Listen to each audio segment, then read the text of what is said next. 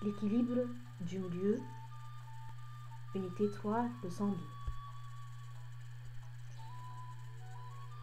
D'abord, avant de savoir c'est quoi l'équilibre du milieu, on doit connaître l'écosystème.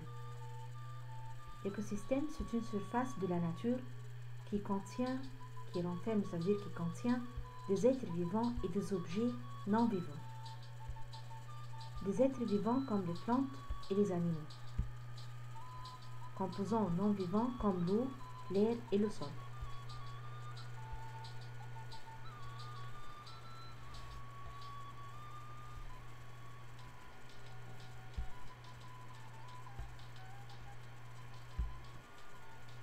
Les écosystèmes peuvent être de petites surfaces, comme un morceau de terre, ou un étang, ça veut dire une petite surface de l'eau.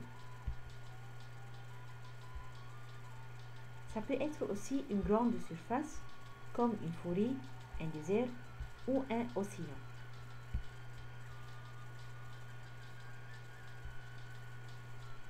On peut considérer le monde entier comme un immense écosystème. Alors, c'est quoi l'équilibre du milieu? C'est les interactions entre les composants du milieu qui assurent la continuité de la vie et gardent le milieu en équilibre.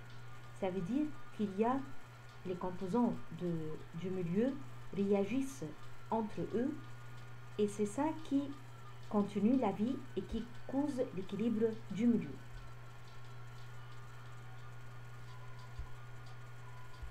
Le milieu demeure, c'est-à-dire reste en état d'équilibre tant qu'il ne rencontre des conditions qui rompent, ça veut dire qui arrêtent l'équilibre. Comme quoi des facteurs qui causent le déséquilibre. Il y a des facteurs naturels et il y a des facteurs qui sont causés par l'homme, l'intervention de l'homme. Comme quoi? D'abord, on va prendre les facteurs naturels.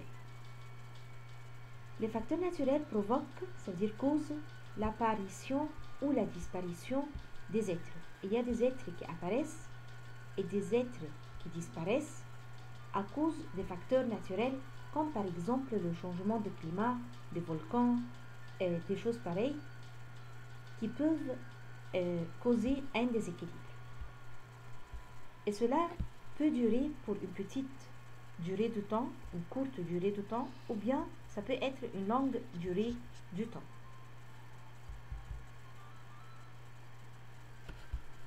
Ce déséquilibre-là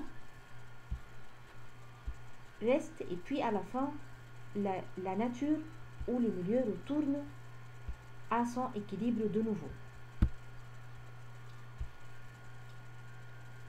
Exemple, depuis des anciennes époques, depuis longtemps, il y avait des êtres vivants appelés dinosaures qui vivaient sur la surface de la Terre. Mais ces êtres ont disparu. Ce sont des reptiles géants qui ont disparu depuis longtemps. Pourquoi? À cause de la variation des conditions naturelles du milieu dans les anciennes époques.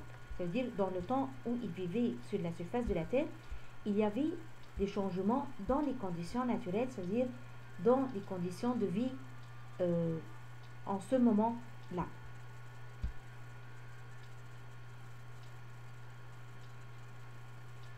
L'intervention de l'homme comme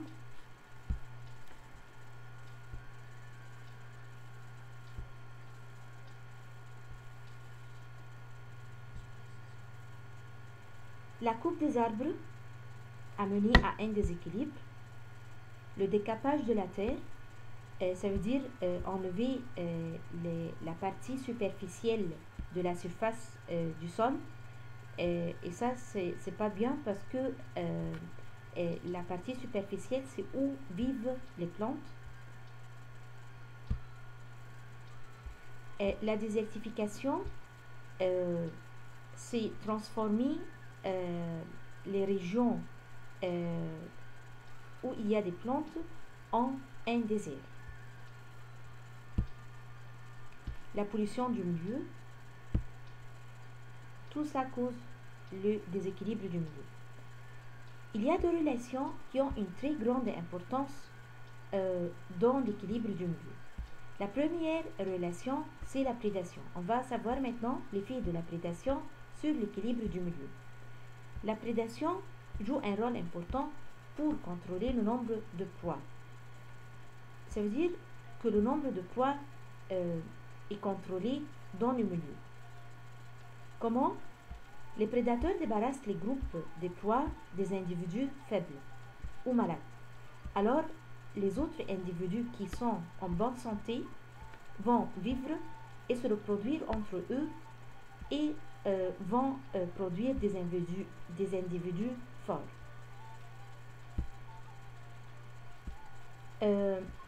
Pourquoi la prédation provoque la stabilité du nombre des proies? Stabilité, ça veut dire le nombre est constant. Pourquoi?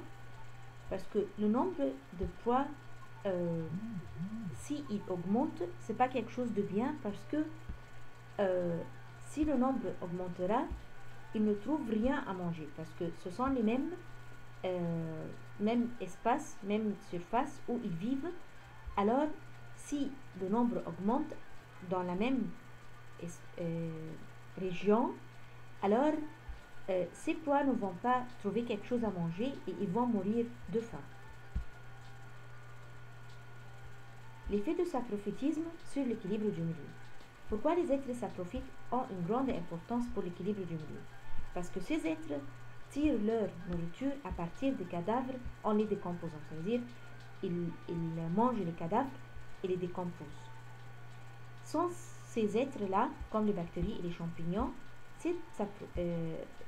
les cadavres vont recouvrir la surface de la Terre.